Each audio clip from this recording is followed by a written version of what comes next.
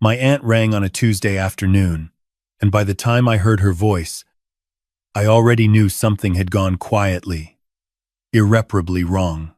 My name is Gerald Whitmore. I'm 63 years old, and I've spent most of those years in Ballarat, Victoria, doing the kind of work that doesn't make headlines but keeps things running, project coordination for a civil construction firm. The sort of job where you learn early that the most dangerous problems are the ones nobody mentions out loud. I've got a nose for silence. The particular kind that means someone's already made a decision and is waiting to see if you'll notice. I noticed. Welcome to American Home Voices. Pull up a chair, get yourself a cup of something warm, and stay a while. The people in these stories had every chance to do the right thing. Most of them just decided not to. Drop a comment below and subscribe if you haven't already. You'll want to be here for this one. It was a Tuesday, just past 2 in the afternoon. My aunt, Margaret Whitmore, 79 years old, sharp as a box cutter, still living alone in the house on Fernlea Drive in Castlemaine that she and my late Uncle Roy had shared for 41 years, rang me on my mobile while I was eating a sandwich at my desk. No preamble, no how are you, just my name, the way she used to say it when I was 12 and had done something she already knew about. Gerald. Hey. Auntie Marg. I put the sandwich down. What's happened?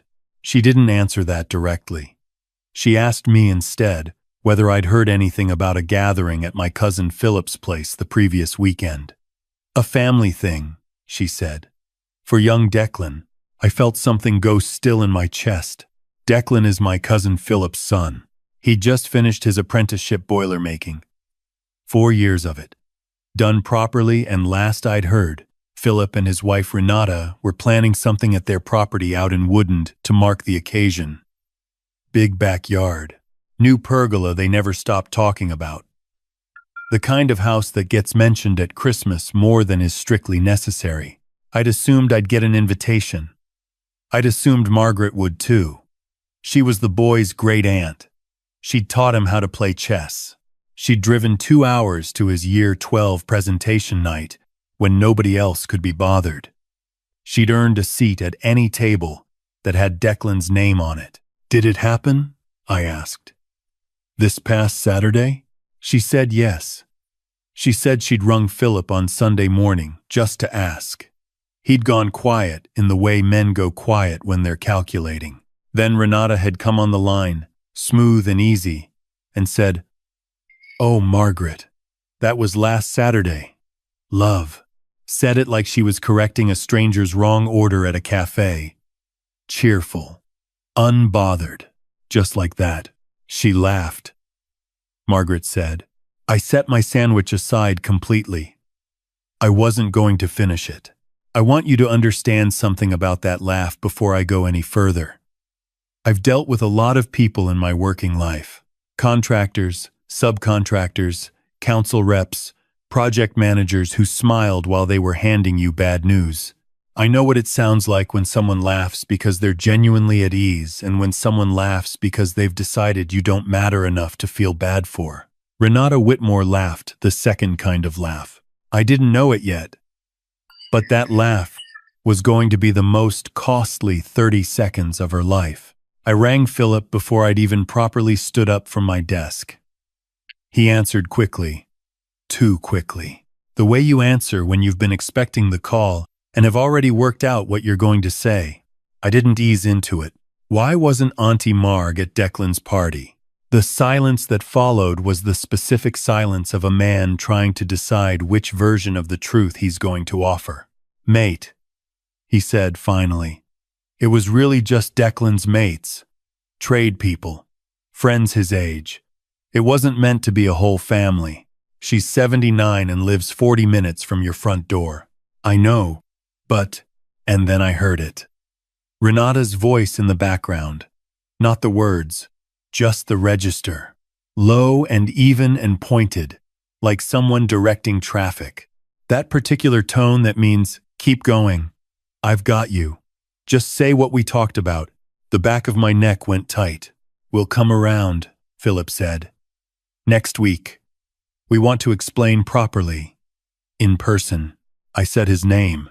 He said, Please, mate. Just next week. He hung up. I stood in my office in Ballarat, with a half-eaten sandwich, and a very clear and very ugly suspicion that this had nothing to do with a party.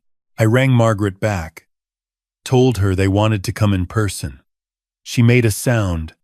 I know, well, it's not agreement, and it's not surprise. It's the sound of a woman who already knows the shape of the story and is waiting to see if you'll find your way to the same place she's already standing. What aren't you telling me? I asked. A pause long enough to drive a road train through. She told me about Sandra Forday. Sandra is Margaret's neighbor on Fernlea Drive. They've been neighbors for 22 years. Sandra had been at the party. Apparently, Renata had invited her separately through some connection to the Wooden Bowls Club. Sandra hadn't known Margaret wasn't there. She rang Sunday evening, chatty, told Margaret what a lovely afternoon it had been, mentioned there had been a woman at the gathering she didn't recognize. Professional type, Sandra said. Dark blazer, carried a briefcase. A briefcase, Margaret said. Dry as the mallee in February. At an apprenticeship celebration, I sat down. Margaret kept going. Sandra said the woman had spent a good portion of the afternoon inside, with Philip and Renata, away from the rest of the guests. When they came back out, she said, Philip looked like he'd been told something he wasn't ready to hear. Renata, on the other hand, looked the way people look when they've just been told exactly what they wanted to know. Auntie Marg, I said carefully. You know what I have to ask. She said yes. Is this about the house? About Roy's estate? Margaret Whitmore had lived on Fernlea Drive for 41 years. My Uncle Roy, her husband, gone 6 years now, had been a methodical man. A careful man. He'd worked for the Water Authority for 34 years and spent his weekends doing things properly. The house was paid off by the time he was 51. There was a self-managed super fund. There was a small but solid investment portfolio that he'd never once mentioned at a dinner table, because Roy Whitmore believed that talking about money was the first step toward losing it. There was a block of land outside Malden that he'd bought in 1998 for reasons Margaret had long forgotten, which had quietly tripled in value and then tripled again. Nobody talked about any of it. It was just there, the way Margaret was just there. Assumed, permanent, part of the furniture, until someone had stopped assuming and started planning. Luke, she said, and then caught herself. I told her it was fine. You already know what they're doing, she said. I could tell by your voice on Sunday. I said I did. I'm going to make some calls, I told her. She said she already had, and there it was. That particular thing in her voice, not anger, not fear. Something almost like dry amusement. The composure of a woman who had been underestimated in small and large ways for the better part of 8 decades, and had learned, without ever making a point of it, to find that useful. Gerald, she said, why do you think I rang you on a Tuesday afternoon instead of Sunday night when Sandra called? She hung up before I could work out an answer. I stood in my office in Ballarat at 2:10 on a Tuesday, and I thought about my cousin Philip, who I'd grown up with, who I'd taught to drive a manual on a gravel road outside Castlemaine when he was 17. I thought about Renata, careful Renata, always pleasant, always appropriate, always watching the room from behind whatever she was drinking. I thought about Declan, 22 years old and oblivious, whose celebration had apparently been used as cover for something considerably less celebratory. And I thought about Margaret Whitmore, 79 years old, Fernlea Drive, Castlemaine, who had just hung up on me with the quiet confidence of a woman who was already 3 moves ahead of everyone involved. I pulled up a contact I hadn't used in 18 months and typed 4 words. Call me. It's urgent. I didn't know yet what Margaret had already set in motion, but I knew this much. By the time Philip and Renata arrived with their careful faces and their prepared explanations, they were going to walk into something they had absolutely not accounted for. They thought they were coming to manage me. They had no idea who they were actually dealing with. 7 days. That's how long Philip let it sit. One text midweek. Still planning Thursday, mate. With a full stop at the end. Not a question mark. Not a single emoji. The punctuation of a man who has been told what to write and has written it accordingly. I spent that week doing what I do well, which is not making noise. I made calls. I drove the 90 minutes down to Castlemaine on the Wednesday, sat at Margaret's kitchen table on Fernlea Drive, drank her very strong, very insistent tea, and listened. What I found out was that Margaret Whitmore had not been sitting quietly since Sunday. Monday morning, she had driven herself. She still drives. I want to be absolutely clear about that. The woman parallel parks better than I do into the center of Castlemaine and walked through the door of a solicitor's office on Barker Street, a firm called Alderton and Cross. She'd dealt with them when Roy died and had kept the card of a woman named Claire Alderton in the drawer of her writing desk ever since. You kept her card for 6 years? I said. I keep everything useful, Margaret said. She looked at me the way she looked at me when I was 10 and asked why she kept old batteries. The look that means the answer is obvious, and she's being patient with you. She'd told Claire what Sandra had told her. Claire had asked some questions, the kind that are short on words and very precise in direction. Then Claire had made her own inquiries. What kind of inquiries? I asked. Margaret set her teacup down with a very small, very deliberate click. The kind, she said, that established that Philip and Renata had retained a solicitor, a man named Brett Coulson, with an office in Kyneton, to begin the process of applying to the Victorian Civil and Administrative Tribunal to have Margaret's decision-making capacity assessed. With a view, Claire believed, to having a financial administrator appointed. The kitchen on Fernlea Drive went very quiet. Outside, a currawong called somewhere down the street. A perfectly normal Castlemaine Wednesday in a perfectly ordinary kitchen, except that nothing was ordinary and hadn't been since the previous Sunday. Capacity assessment? I said. Apparently, Margaret said, I am too old to manage my own affairs without supervision. She picked up her teacup again. I found that a curious conclusion, given that I had driven myself to a solicitor's office, provided a coherent account of events, and retained legal representation, all before Philip had finished deciding what day to come and explain himself to you. I didn't have a response to that. She wasn't wrong. Claire, Margaret continued, explained what needed to happen to make the VCAT application go nowhere. She also explained, and here Margaret paused just long enough to let me feel the full weight of what was coming.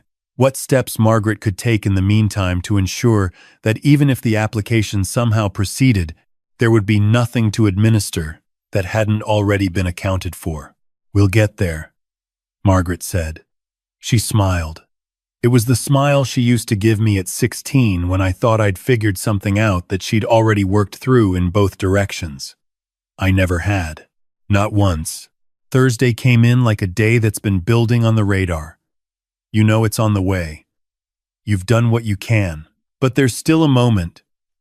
When you see the car pull into your driveway, when your stomach drops exactly the right amount. Philip and Renata arrived at my place in Ballarat at 2:30. They came in Renata's Volvo white current model, the kind of car that sits in a driveway and makes a statement before anyone said a word.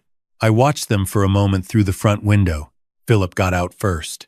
He looked wrung out, thinner in the face than I'd seen him at Christmas. The look of a man who'd been losing an argument with himself for a week and had just decided to stop trying. Renata stepped out after him, and she looked precisely the opposite. Together, composed. The specific expression of a person who has thought this through and is confident in their position. I opened the door before they reached it. Philip hugged me in the doorway. It was a real hug, the kind that comes from somewhere underneath all the coached behavior, from the cousin who used to ring me from a payphone outside a pub in Bendigo at midnight asking for a lift. Whatever Renata had pulled him into, the person who loved me was still in there. I held on to that. "Come through," I said. "I've got coffee on." Renata kissed my cheek. She smelled expensive. "Gerald," she said, "thank you for being so patient with us. We really did want to do this face to face." "Of course," I said. We sat at my kitchen table. Philip wrapped his hands around his mug and stared at it. Nobody spoke for a moment. Then Philip said, "We want to talk to you about Auntie Marg." "All right," I said. "We're worried about her," Renata said, stepping in on cue. "Gerald, she's 79. She's in that house on her own. She's managing significant assets without anyone to help her think things through. She's been doing that since Roy died," I said. 6 years without any difficulty." "Of course," Renata said. "But things change. She made a decision last year to make a substantial donation to her church without discussing it with anyone in the family. It's her money," I said. "Nobody's saying otherwise." "Good. Because she can give it to every church in regional Victoria, and it would still be entirely her business." Renata blinked. "Just once." But I'd been watching people recalculate across a table for 30 years, and I recognized the pause. "Gerald, we're not talking about control," Philip said, and his voice had some real feeling in it, which told me he actually believed that, which told me even more about how effectively he'd been convinced. "We're talking about protection, a structure, something so that if something happens." "Is that why there was a solicitor at Declan's party?" The air in the room changed the way air changes when a window blows open in a house that's been closed up too long. Philip went absolutely still. Renata's expression didn't collapse. She was too practiced for that, but something behind it tightened by a fraction, something recalibrating. "Who told you that?" she asked. "Does it matter?" "It wasn't like that," Philip said. "She was just there as Brett Coulson," I said. "Kindton." Renata set her coffee mug down. "Because that's interesting," I continued, keeping my voice level. "Because a solicitor named Brett Coulson, out of Kindton, has been working on a VCAT application regarding Margaret's financial decision-making capacity. And it's also interesting because the solicitor who attended your son's celebration last Saturday is apparently no longer available to assist you with that matter." Philip looked at his wife. It was a fast look, the kind you can only read if you've known someone's face for decades. He hadn't known about Coulson. He hadn't known the shape of what Renata had built. He'd known some of it. Maybe. The gentle concern for an old woman on her own. The family needs to be involved. It's the responsible thing to do. But he hadn't known the whole structure. "Christian," I said, and then stopped. "Philip," I said, "how much of this did you actually know?" He didn't answer. He looked down at the table. That was answer enough. Renata moved to fill the silence. "Gerald, we were acting in the family's interest. That's the only thing this has ever been. Margaret is a 79-year-old woman managing substantial. She's managing assets that belong to her," I said. "That Roy built over a lifetime and left to her completely and deliberately because he trusted her completely and deliberately. And what you've done is use my cousin's apprenticeship celebration as cover for a legal meeting to lay the groundwork for having her declared incapable of running her own life. That's not." I held up one hand. She said nothing. "Here's what I need you both to understand," I said, and I kept every trace of heat out of my voice because losing it would have felt satisfying for about 30 seconds, and then handed Renata something to work with. "Margaret knows. She knew before I did. She was sitting in Claire Alderton's office on Monday morning, while you were still working out what time to arrive here on Thursday. And Claire Alderton is no longer a solicitor you might call on for a friendly conversation." I paused. "She is Margaret's solicitor of record. And as of Wednesday, Margaret has made changes to her estate arrangements." I don't know the details. She was very clear that her financial affairs are her own business. What I do know is that the VCAT application you were building has nowhere to go. Claire described the documentation as watertight. She used that word specifically, Philip said, very quietly. I'm sorry, mate. I looked at him. I didn't tell him it was fine. It wasn't fine. There's one more thing, I said.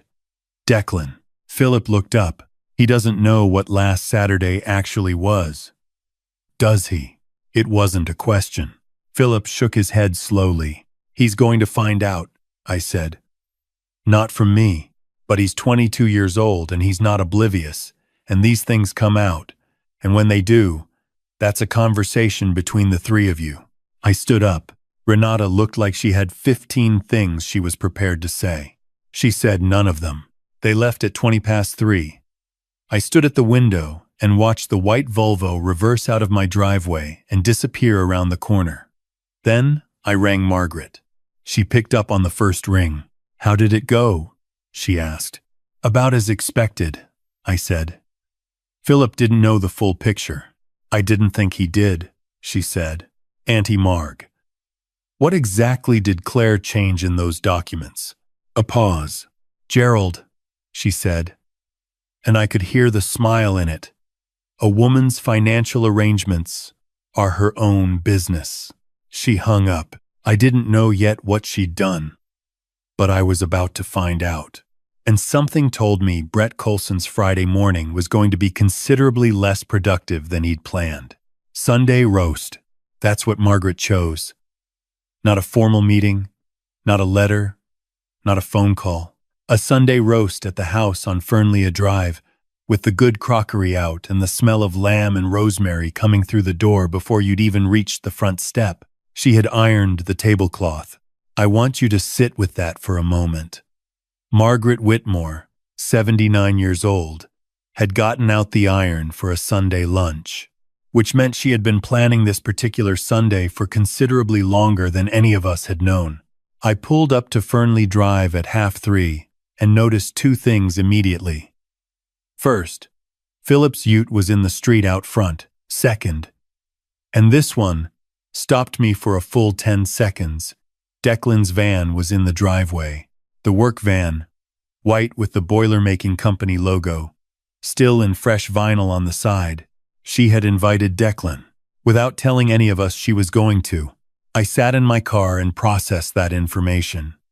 Margaret had invited Declan, the 22-year-old whose celebration had been used as a staging ground for a legal campaign against his own great-aunt. She'd invited him to Sunday roast without giving anyone else advance notice. I had been watching this woman operate my entire life. I still underestimate her. I think I always will. I went in through the front door. You don't knock at Margaret's. She considers it a slight from family, and found Philip at the kitchen table with the posture of a man waiting for a verdict. Declan was next to him, long and easy the way young men are before the world stiffens them up, looking at something on his phone. Renata sat across from them both, back straight, hands folded, the composed, watchful stillness of a person who believes they still have options available. She didn't have options. She just hadn't been informed of that yet. Margaret was at the bench, doing something deliberate with the roasting tray. Gerald, she said without turning around. Hang your jacket up. We're eating in 20 minutes. I hung my jacket up. I sat down. I looked at Philip, who looked at me, and then looked away first. I looked at Renata, who met my eyes with exactly the steadiness she always met everything with. I understood it now for what it was. The composure of someone who was still running the numbers and believed they added up in her favor. They didn't add up in her favor. Auntie Marg, Declan said, not looking up from his phone. Something smells absolutely incredible. It's the rosemary, she said. Your grandfather always said the rosemary was the only part that mattered. That's because Pop ate everything plain except roast lamb, Declan said. The kid grinned. He had Roy's jawline and Margaret's eyes, and absolutely no idea what the table around him had been arranged to accomplish. The meal was the most precisely constructed performance of ordinary life I have ever witnessed from a 79-year-old woman. Roast lamb, roasted potatoes, green beans from the garden, gravy made from the pan drippings, bread rolls she had made herself that morning from scratch. The good plates, the real glasses, not the everyday ones. Sweet tea in a jug with actual ice. She asked Declan about work. Apparently, his employer had offered him a full-time position with a pathway to a foreman's role, and he was considering it. Margaret asked all the right questions, the ones that showed she'd been paying attention to his life in the way that only people who genuinely love you do. She asked Philip about a property maintenance issue he'd mentioned at Christmas. She complimented Renata on her earrings, which was so precisely calibrated a move that I had to look down at my plate to keep my face straight, because Renata couldn't tell if it was warmth or setup. It was both. It was always going to be both. I ate and said very little. Philip was doing the same, picking at his food, laughing at things a half beat after he should.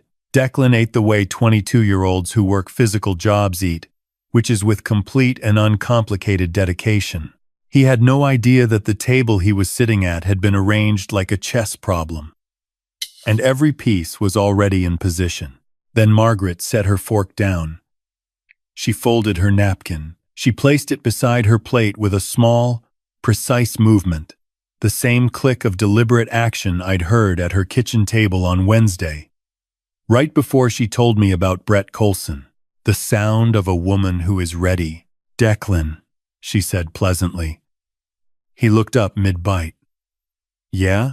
Margaret reached into the pocket of her cardigan, the green wool one, the one she wears to church on important Sundays, and produced an envelope. She slid it across the table to him. Declan put his fork down and picked up the envelope with the casual ease of someone expecting a card. He opened it. I watched his face.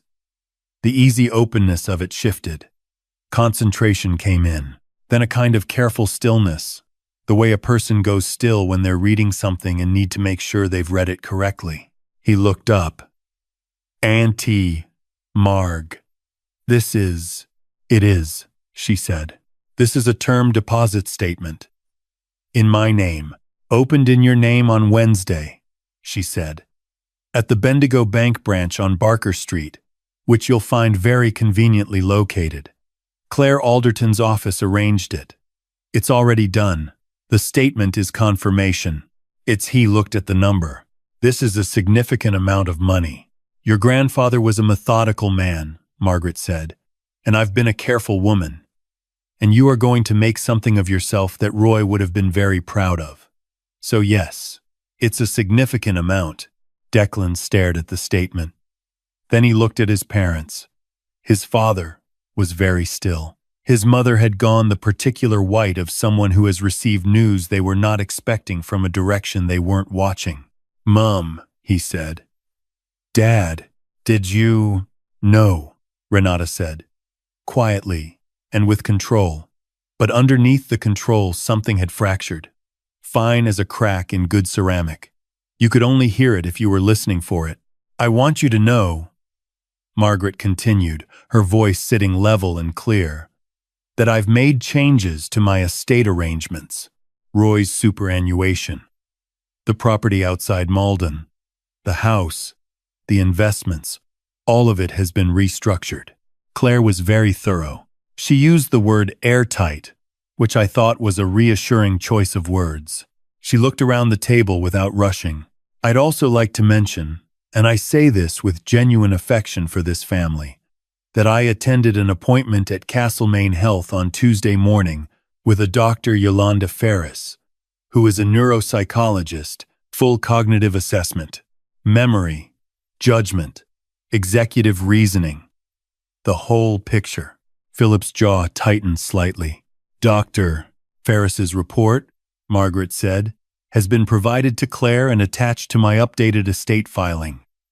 Ferris described my results as," and I'm recalling her words carefully, well above expectations for any patient, and exceptional for someone in my age bracket. She smiled. I found that very gratifying. The hairline crack in Renata's composure deepened just enough to see. "Margaret," she started. "Renata." Margaret's voice didn't harden. It settled, the way something heavy and certain settles. "I know about Brett Coulson. I know about the meeting at Declan's party. I know what you were attempting to build." Declan turned to look at his mother, slowly. "The way you turn toward a sound you aren't certain you heard correctly." "What meeting?" he said. Nobody answered him immediately. "What party?" His voice had changed. The easy warmth of a lunch with his great-aunt gone. Something older and more careful coming in behind his eyes. "What are you talking about?" Margaret looked at her great-nephew with an expression of uncomplicated love. "Ask your parents." "Love," she said. "I think it's well past time." What followed is not mine to fully describe, because parts of it belong to Philip and his son, and the long, uncomfortable work of being honest with someone you raised. What I will tell you is that Declan Whitmore is not the cheerful, oblivious young man he appears to be over a Sunday roast. He is 22 years old. He works in a trade that requires precision. A closed-door portion of his own party that seemed to last a very long time. His mother's energy that afternoon wound tighter than usual. His father's face when they came back out. He'd noted it and filed it away the way precise people file things, waiting for context. The context arrived over lamb and roast potatoes in a house on Fernlea Drive, when Philip, pale and hollowed out, explained the shape of what had been attempted. Declan didn't raise his voice. He didn't push back from the table. He sat very still, and he looked at his mother with an expression I had seen before. On my own face, across a kitchen table in Ballarat, 4 days earlier.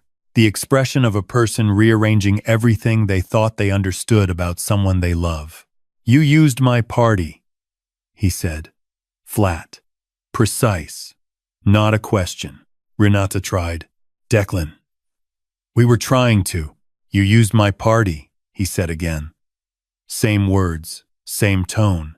Testing whether they stayed true when he said them a second time. They did. She had nothing to put against that. Nothing at all. By 5:30, Philip and Renata had gone. Declan stayed. He sat at the table with Margaret while I washed up. I have been washing up at that table after Sunday meals for 50 years. It is not a negotiable part of my role in this household, and I listen to them talk, the real kind of talking. The kind that only happens after everything performed and prepared has been cleared away. "I'm sorry she did that, Auntie Marg," he said. "Don't carry other people's choices," she told him. "That weight will wear you out before you're 30. Are you all right?" I heard her pat his hand. "I'm 79, she said. "I have managed a great deal more than this." Roy going. The drought in 2009 that nearly took the Malden block. A plumbing disaster in 2001 that your grandfather handled extremely badly and I handled extremely well.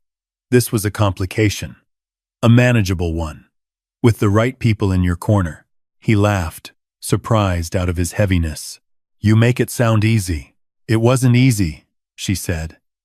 "It was frightening, for about 48 hours, to understand what they were attempting. But being frightened and being finished are not the same thing. I learned that from Roy. He was frightened of many things. He dealt with every one of them." A pause. "And I had good people," she added. "Claire is exceptional," she called me. And Gerald, despite his feelings about the whole business, held himself together and let me lead, which is all I ever required. Despite his feelings, I said from the sink, "You wanted to say considerably more than you did on Thursday, Gerald." I said nothing. Declan laughed again. It was a genuinely good sound. The sound of someone young choosing, in a moment of difficulty, to find something real to hold on to. I walked out to my car at 7 o'clock. Declan walked out with me. Jacket pulled close against the Castlemaine evening, the kind of cold that reminds you autumn is already mostly gone. He was quiet for a moment, watching the street. That term deposit, he said finally. Auntie Marg didn't have to do that. No, I agreed. She wanted to. I didn't ask for it. I know you didn't. That's partly why she did it. He nodded, looking at the pavement. Is my dad going to be all right? There it was. Under everything, the shock, the clarity, the careful anger, a son worried about his father. He's going to have some hard weeks, I said. Some honest conversations he probably hasn't had before. But your dad is not a bad man. He's a good man who trusted someone who had a plan, and the plan looked like the right thing from where he was standing. That's a recoverable situation, if he's willing to do the work. Declan nodded slowly. What about... He stopped. I waited. What about Mum? I looked at him for a moment. That, I said carefully, is well above my level of expertise, and you probably already have more insight into it than I do. He almost smiled at that. Yeah. He looked back at the lit window of Fernlea Drive, Margaret's silhouette moving across it.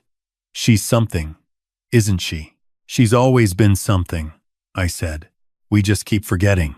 I drove back to Ballarat on a cold Sunday night, the highway quiet, the radio on low. The particular feeling of a man who has watched something be put right without a single raised voice. It is a quieter satisfaction than you expect. Less like a victory, and more like a breath you've been holding for 10 days, finally let go.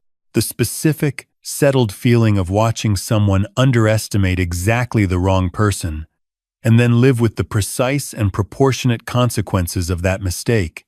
Margaret Whitmore had been set aside, assumed manageable, assessed as a target. She'd been planned against by people who sat at her table at Christmas and accepted second helpings of her pavlova and called her family. They'd looked at her and seen an old woman alone in a house on a quiet street in Castlemaine, and they'd thought that was the whole picture. They hadn't seen the card she'd kept in her writing desk for 6 years. They hadn't seen her reverse the car out of the driveway on a Monday morning, with no one having to prompt her. They hadn't seen the clarity with which she'd described everything to Claire Alderton, or the foresight with which she'd gotten herself assessed before anyone could make the assessment for her, or the patience with which she'd waited for exactly the right table at exactly the right moment, to let everything settle into its true shape. They hadn't seen her. That was the only mistake that mattered, and it cost them everything they'd been trying to take. My phone buzzed at 8:40 on the highway. A message from Margaret. Lovely afternoon. The rolls came out well. I think Roy would have approved. I read it at a red light in Daylesford. Then I typed back. You handled the whole thing without breaking a sweat. He would have approved of that too. 3 dots appeared, then stopped, then appeared again. He always did appreciate a well-run Sunday, she replied. I put the phone down and drove the rest of the way home in the dark, and I thought about Roy Whitmore, who'd spent his working life being steady and his weekends being careful, and had left everything he built to a woman he trusted without reservation. I thought about how the people who'd tried to rearrange that had looked at Margaret and seen vulnerability, seen age, seen an opportunity. They hadn't done the most basic thing. They hadn't paid attention. They hadn't asked what she'd been doing for 79 years and how well she'd been doing it. And I thought about Declan, 22 years old, standing on a cold driveway in Castlemaine, choosing in a moment of real difficulty to ask about his father before he asked about anything else. That's not nothing. That's, in fact, quite a lot. There's something worth sitting with in all of this. And I think it matters beyond the specifics of one family on one Sunday in regional Victoria. We live in a world that mistakes quietness for weakness and age for incompetence. We look at someone who doesn't perform their strength, who doesn't announce their plans, who doesn't make a scene when they've been wronged, and we assume that means they have no response prepared. Margaret Whitmore had a response prepared before anyone had finished planning the insult. Not because she's exceptional, though she is, but because she paid attention, kept good records, maintained good relationships, and understood that dignity is not the same thing as passivity. The people who tried to take from her made a calculation. The calculation assumed she was not watching. She was always watching. And there is something else worth saying. If you have an elderly parent, an aunt or uncle, a grandparent, anyone in your life who is managing their own affairs and managing them well, the most important thing you can do is ask them honestly how they are, actually listen to the answer, and make sure they know that your interest in their well-being is not connected to your interest in their estate. Those are separate things. They should always be separate things. The moment they become the same thing, you have stopped being family and started being something else entirely. Roy Whitmore built something real because he worked hard and spent carefully and trusted the right person. Margaret Whitmore protected it because she was the right person, not because the law required her to, not because anyone was watching, but because that's who she'd been for 79 years. And you don't become someone different just because someone decides it would be convenient for them if you did. Don't underestimate the quiet ones. They've usually been thinking longer than you've been planning. And if you're lucky enough to still have someone like Margaret in your life, ring them. Not to check on them, just to talk, just to let them know you see them. They see everything. The least you can do is return the favor.